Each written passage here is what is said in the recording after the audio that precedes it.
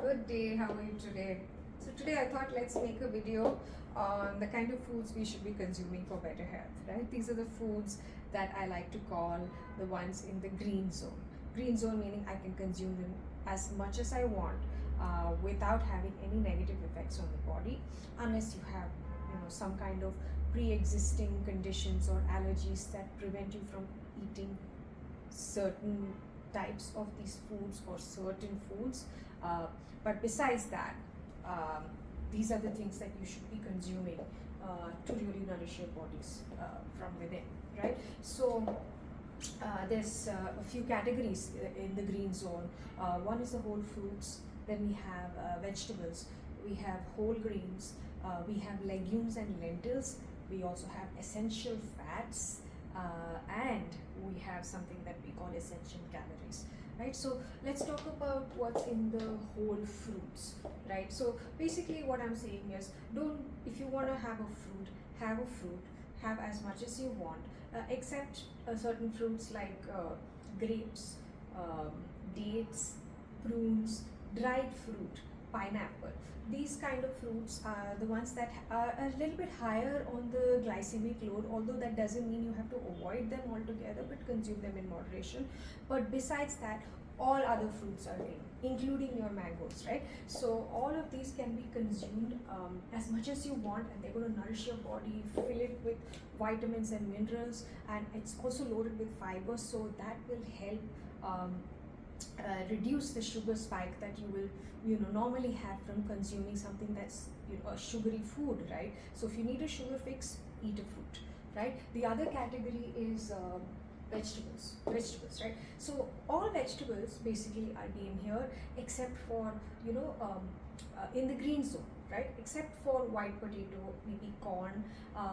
Those are the ones that fall into the orange zone, which means consume in moderation, but don't just go overboard with it. But every other vegetable you can have as much as you want. So of course, don't deep fry it, saute it, steam it. Do any of our Indian preparations.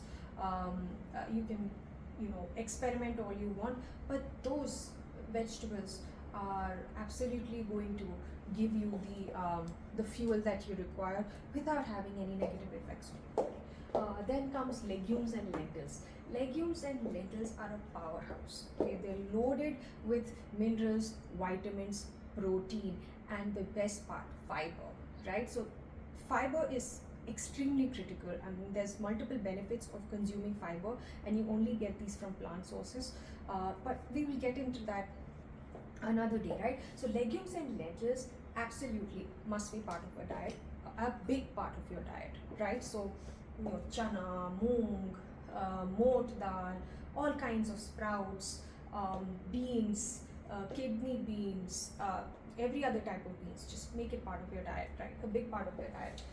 And then whole grains, right? So basically avoid, maybe avoid the white rice, avoid maida, avoid things that are heavily processed. So your brown rice is game, whole flours, right? Like whole wheat flour, whole grains, whole wheat, barley, millets, oats, all of these are good, right? And I'm sure there's several in that family, but basically I'm saying unprocessed grain, things with the fiber content in place are the ones you should be consuming in that category. And then we have healthy fats. Healthy fats meaning the oils that you should be using in your cooking, and also other healthy fats like the omegas that you get from nuts and seeds, right? Especially omega-3.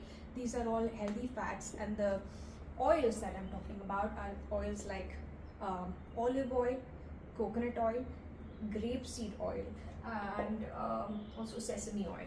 These are all oils that you should be using for cooking, and they should be cold pressed or wood pressed, because the other highly processed varieties of these oils can again cause some ill effects in your body. So let's not talk about that right now, but use those oils in your cooking. Include nuts and seeds. These oils that I talked about are very high in polyunsaturated and monounsaturated fats, and these are excellent for your body. They help raise the good cholesterol levels, and this HDL cholesterol, which is the good cholesterol, helps rout out the bad cholesterol, the LDL cholesterol from your body, the one that's responsible for clogging your arteries, right, and causing heart diseases. So if you stick to these oils and these essential fats, you're going to lead a much healthier life. And then there's a category called essential calories, right? So chocolate lovers, coffee lovers, you can rejoice, because there's no harm in you consuming dark chocolate, coffee, or non-dairy milk substitutes. We'll talk about why dairy is not recommended in another video. But today, since we're talking about the green zone, what I'm recommending is coffee, or caffeine, any form of caffeine, dark chocolate, non-dairy milk substitutes are all game. So go for it.